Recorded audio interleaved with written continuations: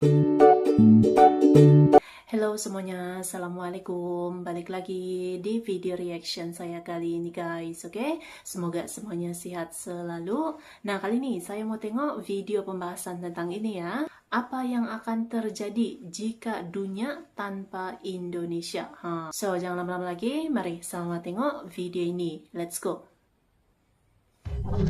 Let's take a little look at what would actually happen to the world if Indonesia did not exist. How important would Indonesia be, and how important would its people be?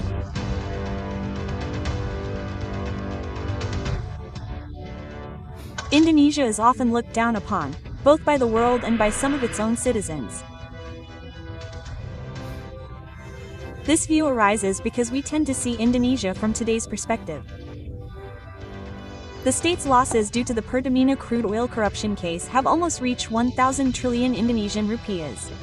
The World Bank report states that Indonesia's poor population reaches 60.3% of the total population of 284 million. As a result, we are trapped in pessimism. As if this country has never made an important contribution to the world. But what would happen if Indonesia never existed?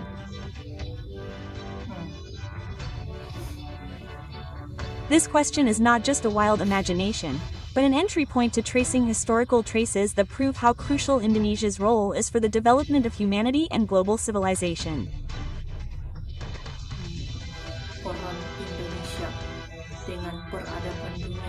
Through this video, it is time for us to know that this nation is not just a spectator of history, but a main actor on the stage of world civilization.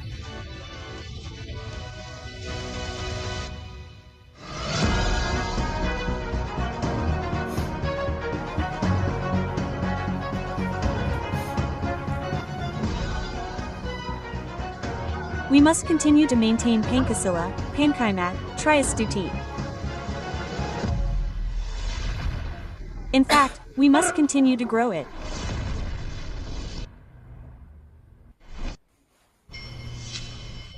The bang that changes history. About 74,000 years ago, Mount Toba in North Sumatra erupted with incredible force. The explosion spewed billions of tons of volcanic ash into the atmosphere, triggering a global winter that lasted for years and devastated early human populations. The ongoing human migration from Africa was halted for more than 30,000 years.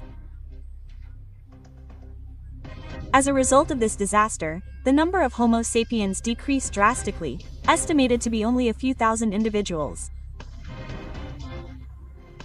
This event is believed to have caused a genetic narrowing that later became the precursor to modern humans. In other words, most humans today are probably descended from a small group that survived the Toba disaster. If Toba had not erupted, human genetics could be very different today. Perhaps more diverse, perhaps even a race of giants or dwarf humans survived. Thousands of years later, in 1815, Indonesia witnessed another massive volcanic eruption. This time Mount Tambora in Sumbawa. The effects of the eruption were widespread, with crop failures, famine, and extreme weather hitting Europe and North America in what is known as the year without a summer. Among the most dramatic impacts of this climate anomaly was the Battle of Waterloo, the most decisive battle in Europe in the 18th century. Bad weather caused by the Tambora eruption hampered Napoleon Bonaparte's military maneuvers, who was eventually defeated by the British, who led a coalition of 5 European countries. Had Tambora not erupted, history might have taken a very different course. Friendly weather would have made the French army more agile and effective on the battlefield, allowing Napoleon to win the important battle and extend his rule in Europe. Britain might not have become the global power we know today. France's colonies could have been more extensive, so that the international language we learn is not English but French.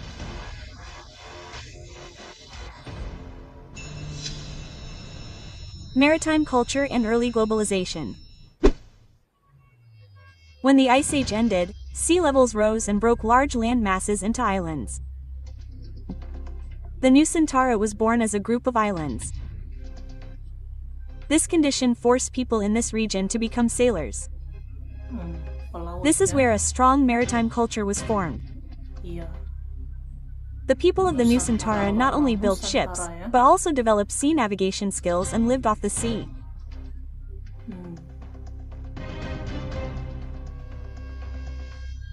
This Nusantara maritime culture formed a vast trade network that spread throughout the world. The distribution of Austronesian people who are our ancestors stretches from Madagascar to Hawaii.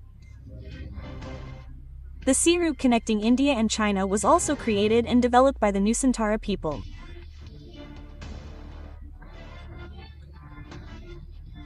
So if so far we have been taught that the Nusantara received culture from India and China through sea routes, in fact, the opposite is true. The Nusantara people opened the route first.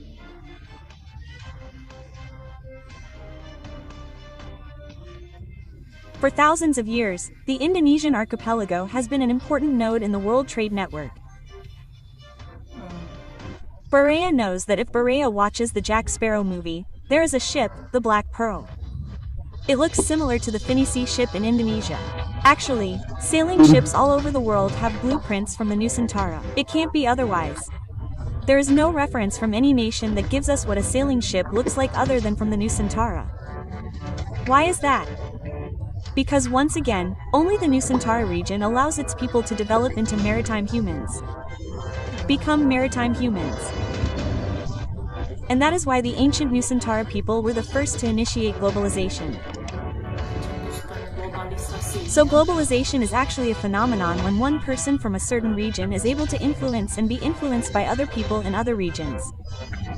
When one culture then globalizes and influences each other, then that is called globalization. Globalization at sea was first initiated by the people of the archipelago. However, if Indonesia had never existed, either as a region or a nation, then the face of world maritime history would be very different. Without Indonesia, there would be no natural link between the spice route from Maluku and the maritime silk route from China. The ocean would separate, not connect. The archipelago that we now know as Indonesia is not only a sea route but also a path of civilization. Without its existence, the world would be a much more isolated place and the flow of globalization might only flow hundreds of years slower.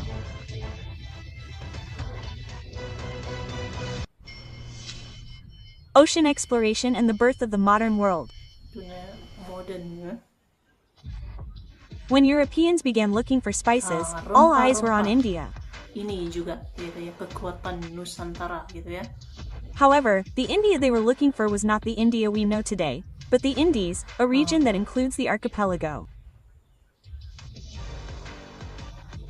When Constantinople was closed by the Ottoman Turks, spices from the archipelago became the most sought-after goods in the world. Europe's desire for spices sparked the era of ocean exploration. Without the spices of the archipelago, there would have been no strong motivation for Europe to explore the world. There would have been no Columbus who discovered America. This means that there would have been no large-scale colonization of the American continent by Europeans. The United States would probably never have been formed as a white-populated country. And if there had been no United States, the world would also not have known the superpower that created global cultural dominance. There would be no Hollywood, no jazz, blues country, rock or hip-hop. In other words, the modern world, both economically and culturally, is an indirect result of Indonesia's presence on the historical map. Without it, we might still be living in a much slower, local, and fragmented world. In addition, Europe's progress in trade and technology came from the interaction and exploitation of the wealth of the archipelago. The VOC was founded as the world's first multinational trading company with unmatched wealth. The wealth of the VOC is equivalent to the value of the 20 largest companies in the world by capitalization, such as Apple, Microsoft, Amazon, and others. But imagine if Indonesia had never existed, then the VOC would never have been founded. The stock exchange never appeared because the world's first stock market was born from the need to trade VOC shares. Perdagangan ya. This means that the global stock market that today is the mainstay of the modern economy might not have existed, at least delayed for centuries.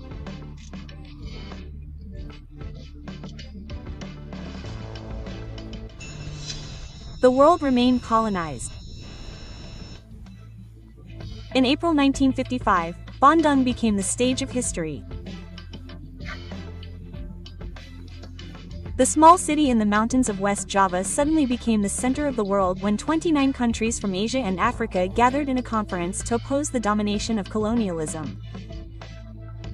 Oh, yang di Bandung kan? But imagine, if Indonesia had never existed, then the Asian conference would never have happened if Indonesia had not hosted the conference. Indonesia yang tuan rumah gitu kan?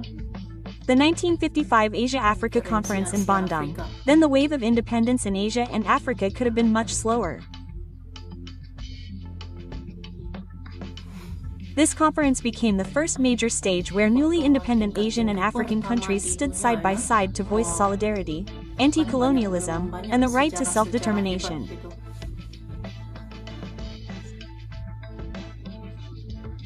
Without this momentum, many countries that were still colonized at that time, such as Algeria, Mozambique, Zimbabwe, and countries in South Asia, might not have had the collective inspiration or strong international moral support to fight for their independence. The Conference had a very big effect. After the conference, what was never imagined was that 79 countries became independent after the conference, and the ideas were ideologies that were burned by Bung Karno through the Asian Conference. The world is dark without Indonesia. Indonesia is one of the country's richest in natural resources in the world, and its role is very important for global life. If Indonesia did not exist, the impact would be felt directly in the daily lives of many people. The world could be darker because many power plants, especially in Asia, depend on coal from Indonesia. Then we are also the #1 exporter of 600 million tons of production, 400 million tons of which are sent abroad. This means that we have a big influence on world coal. The development of electric vehicles could be hampered because nickel reserves as the main ingredient in batteries are abundant in Indonesia. The price of cooking oil could also soar because Indonesia is the largest palm oil producer. The electronics industry will be disrupted because the supply of tin for important components such as solder is also cut off. Indonesia's pure tin supply has apparently contributed greatly to the world's tin supply. No half measures, Indonesia even ranks second as the largest tin producer in the world. Tin is a metal for the future. What does that mean? This means that in the future all technology will definitely need tin. Even the world's efforts to combat climate change will be increasingly difficult without Indonesia's tropical forests, which have played a role in absorbing carbon. Indonesia's presence is not only important, but is the main support for the balance of technology, economy, and the world's environment. If Indonesia had never existed, the world as we know it today could be very different. However, these facts are rarely conveyed in textbooks or understood by the wider community. In fact, Indonesia is not a complement to history, but the backbone of many important world events. From the eruption of Mount Toba, maritime culture to the birth of the modern world, All of these are Indonesia's real contributions to the world. The question is no longer whether Indonesia is important to the world, but why do we record so little of all its contributions? Study and appreciate our own history. It is time for us to stop underestimating this nation. History records that Indonesia was once the center of the world, and it is not impossible that it could become like that again. Oke guys, ya tadi ya videonya ini. Jadi ya begitu banyaknya gitu ya peran yang sangat besar, yang sangat penting gitu.